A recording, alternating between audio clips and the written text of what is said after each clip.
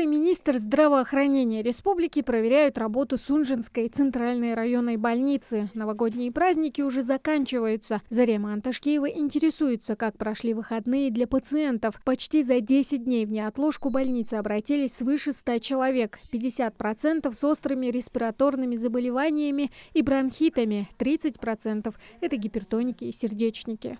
Вызовов по неотложной помощи за эти праздничные дни, включая Троицк-Нестеров, у нас было 118 вызовов. Вы обслуживаете и детские, и педиатрические? И педиатрические, и вызова к взрослым. Вызова, переданные со скорой помощи, идут, и непосредственно обратившиеся к нам по телефону. Регистратура тоже обслуживается неотложной бригадой. Эти вызова, я думаю, у вас есть преемственность с вашей поликлиникой, они будут переданы участковым врачам, и в первый же свой рабочий день, я думаю, они уже обслужат активные вызова по этим адресам. Да, все вызова, обслуженные неотложкой, будут переданы участковым врачам по участкам разбросаны и переданы. И также неотложная бригада выполняет активные вызова к больным, особенно нетранспортабельным больным, которые нуждаются в повторном осмотре через 3-5 дней, в зависимости от заболевания и состояния больного. А скажите, новогодние вот эти 31-1 января у нас были больные с травмой? В травмпункт обращались больные с травмами, но в основном шли все бытовые травмы. Не было травм после ДТП и не было криминальных травм, поступлений по поводу криминальных травм. Также, помимо неотложной помощи, у нас в поликлинике работает, в дневное время работает участковый врач и участковый педиатр. То есть по одному врачу-педиатру в дневное время, чтобы разгрузить и обращающихся, и осмотреть.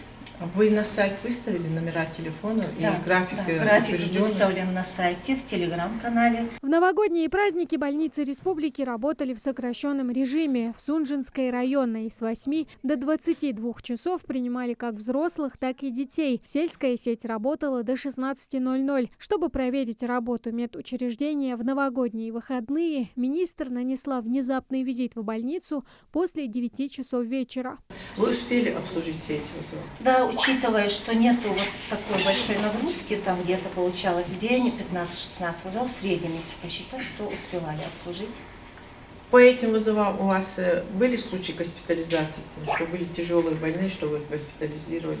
Нет, тяжелых больных скорая сразу везет в приемное отделение, и остается только неотложные вызова. Вот скорая передает неотложные, и те, кто самостоятельно обратились в нашу неотложку, тоже были несложные, тоже шли как неотложные, оказали помощь, больных оставили дома. После Сунжинской руководство Минздрава наведалось в Малгобекскую центральную районную больницу. Там уже побывала заместитель министра Аминат Настаева. Заглянула в кабинет оказания неотложной медицинской помощи поликлиники, а также поинтересовалась работой детского отделения. За праздники в общем в больницу обратилось свыше 300 человек. Минимум как 23 человека за день у нас посещают. 17 человек активны, которые были, из них, то есть из 23 человек уже было направлено на госпитализацию. 6 человек, 2 в инфекционный стационар и 4, соответственно, соматическое детское отделение. Учитывая праздники, начиная с праздничных дней, как минимум в кабинет детской неотложной помощи обратилось выше 150 человек. За все это время, как я ранее отмечала, это в основном повышение температуры тела, кашель. Редко кто обратился с работой. В основном это повышение температуры тела, да, что соответствует данному сезону нашему.